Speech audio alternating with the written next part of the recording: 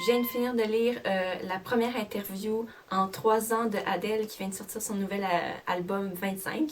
Puis c'est juste trop bien. J'aime beaucoup Adele. J'écoutais sa musique, mais je la connaissais pas vraiment en tant qu'artiste avant. Puis cet article-là est juste trop bien. Fait que je vais juste vous le montrer pour si vous voulez aller le lire. J'espère qu'il va pas avoir tout refait. Mais c'est de Heidi, donc I-D majuscule. Puis c'est à ça que ça ressemble l'article.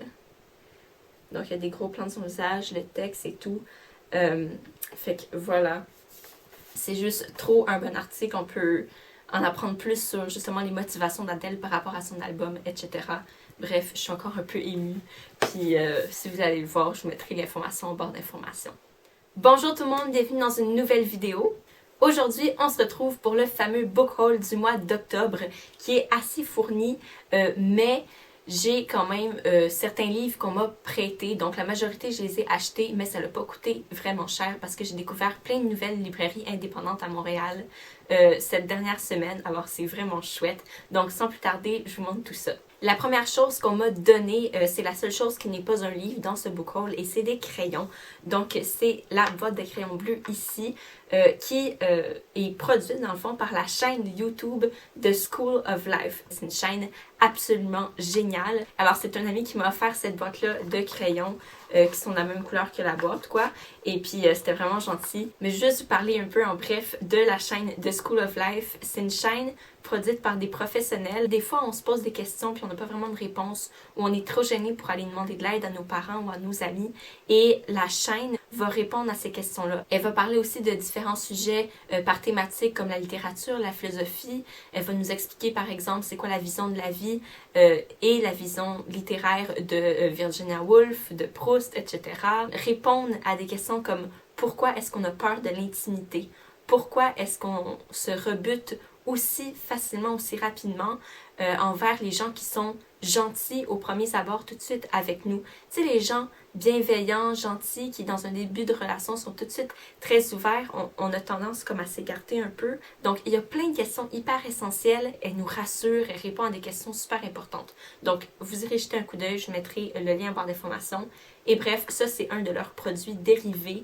Donc, cette boîte-là, c'est la thématique art visuel parce que les différentes boîtes de crayons ont différentes thématiques, comme il va y avoir la boîte de crayons littérature. Donc c'est écrit sur la boîte qu'il y a 6 mots-clés sur les 6 crayons. Donc les 6 mots-clés, c'est esthétique, avant-garde, bricolage, sentimentalité, sublime et sfumato, j'avais foiré le nom. Qui est la technique de dessin qu'utilise Léonard de Vinci pour peindre par exemple la Mona Lisa. Donc voilà pour ça. Ensuite de ça, le même ami m'a passé 2 livres à lui. Le premier, c'est un livre en anglais de Anthony Burgess, soit les piano players, donc les joueurs de piano. J'aime beaucoup la couverture ici où on voit distinctement les notes de piano sur le corps de la femme nue. Et puis, je connais pas du tout Burgess, ce n'est pas Borges, hein, à ne pas confondre, mais c'est un auteur qui apprécie énormément mon ami, donc j'ai hâte de découvrir ce dont il parle parce que je sais pas cet auteur-là parle de quoi dans la vie, c'est quoi ses sujets de prédilection, je sais même pas il est de quelle nationalité. Bref, ça va être une découverte totale avec les Piano Players et j'ai bien hâte de le lire. C'est écrit assez gros et puis ça dure que 210 pages et voilà à quoi il ressemble parce que dans les livres en anglais, on a souvent des images des auteurs comme ça. Ensuite de ça, quand je l'ai vu dans sa bibliothèque, j'ai tout de suite pris. Il s'agit du Chevalier inexistant de Italo Calvino, précédé par La mécanique du charme de Roland Barthes.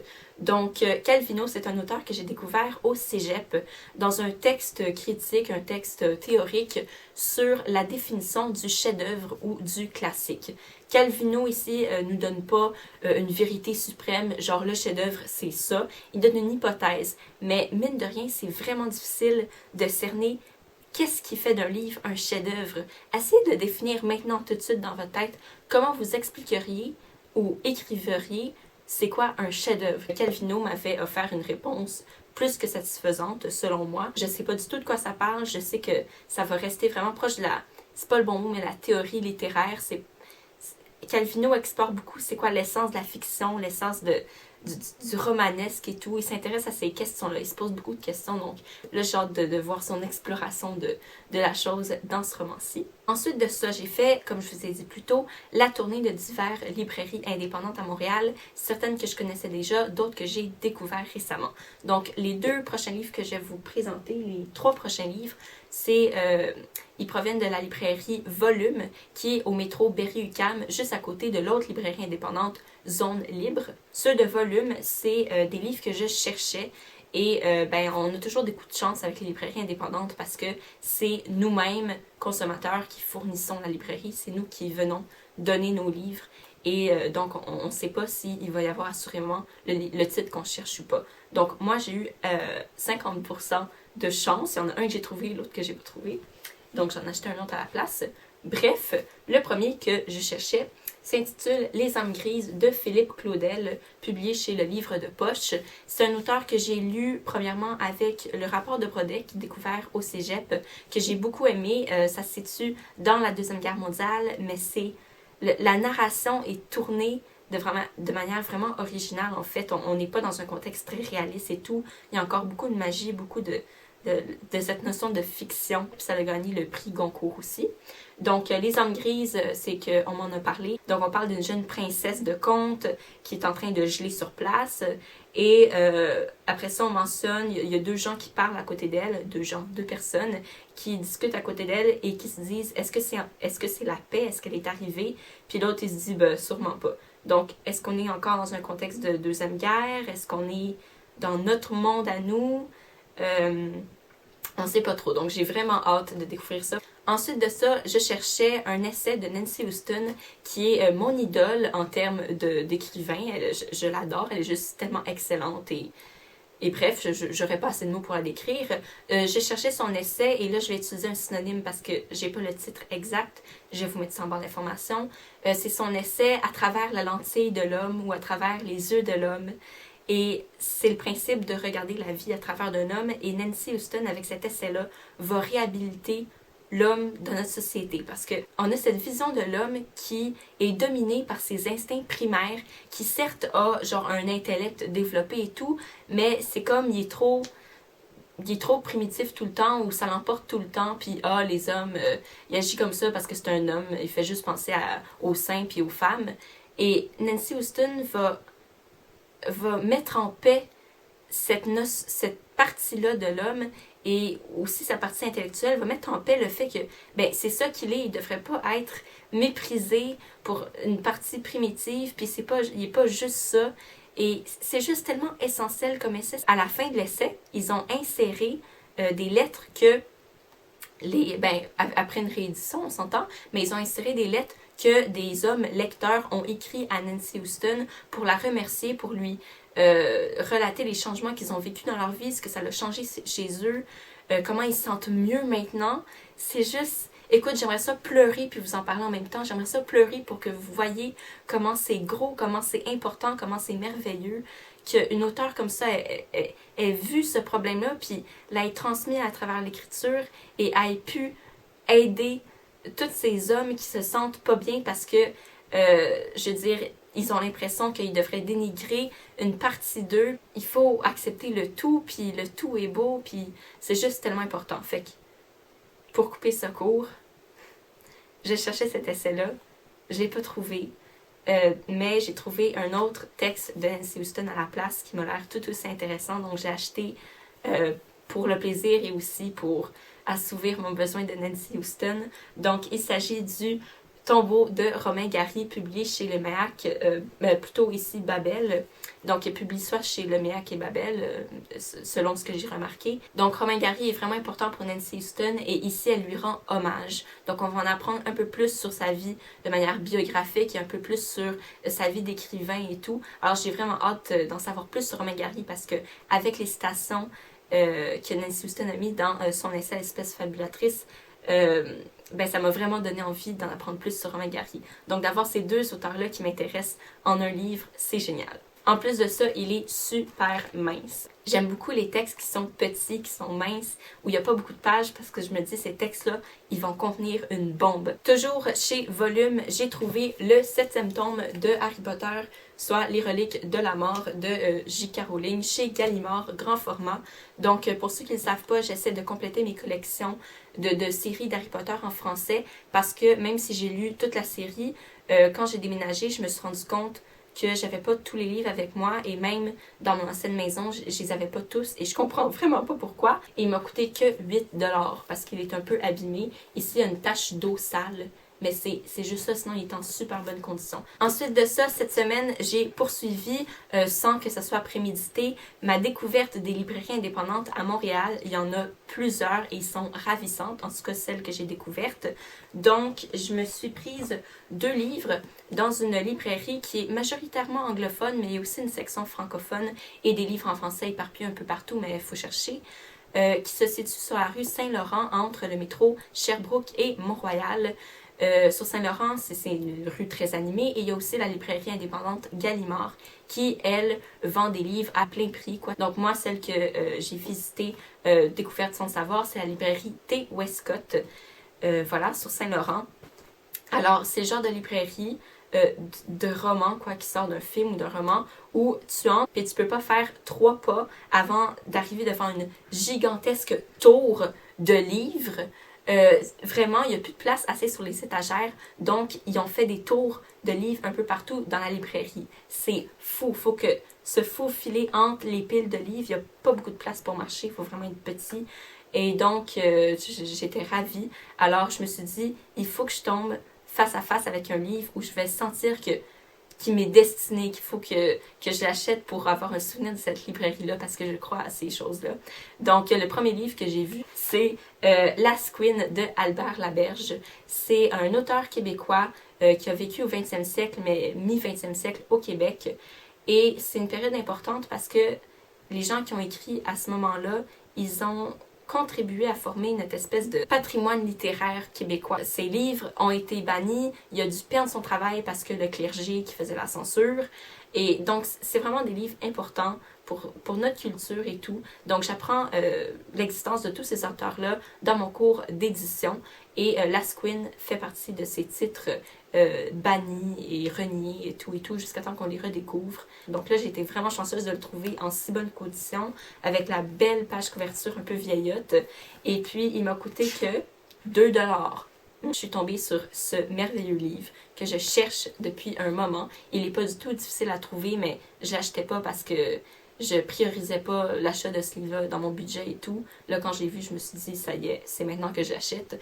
Il s'agit donc, en anglais, du Curious Incident of the Dog in the Nighttime de Mark Haddon.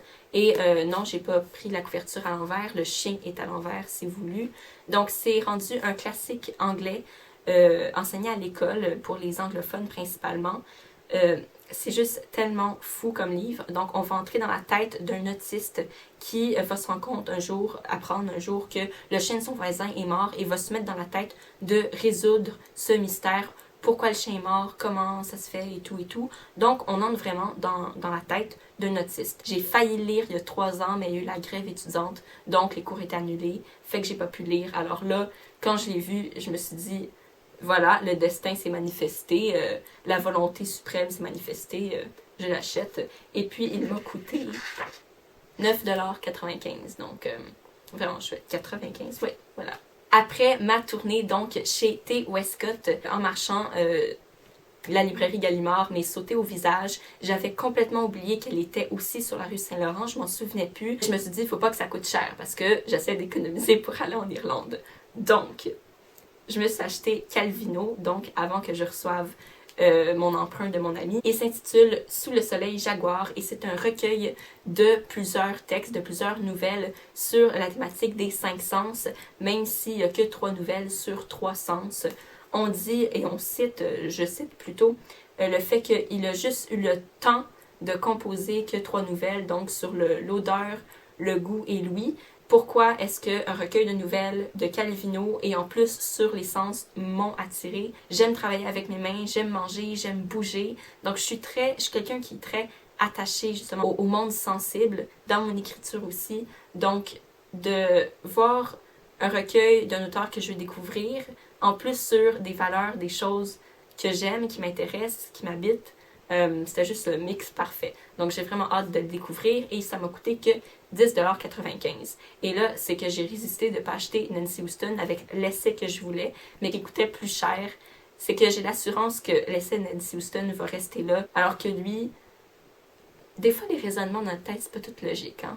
Finalement, j'ai terminé mon mois avec une visite dans un gros centre d'achat qui s'appelle Place Versailles, qui est à l'est de l'île de Montréal, parce que je voulais aller acheter des aiguilles à laine pour tricoter. Et puis, j'en ai profité pour passer voir qu'est-ce qui était advenu d'une librairie qui était là avant, soit la librairie Raffin, et qui avait fermé ses portes. J'ai eu une grosse surprise en arrivant là et en voyant qu'elle existait toujours, elle était toujours ouverte.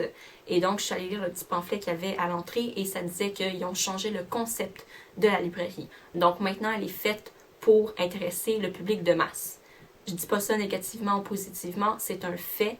Les livres qui avaient exposés à l'avant, mis en valeur et tout, c'est tout pour intéresser un public de masse. C'est des gros noms québécois, des gros noms montréalais, des livres de cuisine, des cadeaux, une section à gros rabais et la section livres de poche ou littérature était complètement dans le fond. Donc, je suis un peu déçue, mais c'est ça que ça prend malheureusement aujourd'hui pour survivre en tant que libraire, en tant que gérant de librairie, pour faire du profit, parce que les acheteurs sont considérés comme des consommateurs, les lecteurs c'est des consommateurs, il faut vendre. Donc, je comprends, je suis contente que ça aille mieux pour la librairie maintenant. Bref, je suis allée dans la section à rabais pour regarder et j'ai trouvé le seul livre qui, moi, m'a semblé intéressant et qui est un livre pour la jeunesse, plutôt un album. Donc, il s'agit des Fées mythologie de John Mallam. La page est très jolie. Le dos également. Et puis, ça fait partie d'une collection. Donc, ici, c'est la thématique les fées, mais il va aussi avoir les dragons, les géants, les monstres. Et ce que j'ai aimé, c'est que c'est une bonne introduction au monde des fées parce que on va parler d'un certain type de fées, comme des fées solitaires, les fées populaires, les horribles gobelins, etc. Et ensuite, on va nous raconter une histoire qui est reliée à ce type de fée-là et on va dire de quel pays cette histoire-là vient ou ce mythe-là vient. Donc, par exemple, dans la section Les fées solitaires, ici où on parle des gobelins, qu'est-ce qu'ils mangent, comment s'en débarrasser, comment ils agissent, ben, l'histoire qui suit par la suite, donc Il était une fois, c'est Robin Bonenfant, le feu follet, et c'est une histoire qui vient d'Angleterre.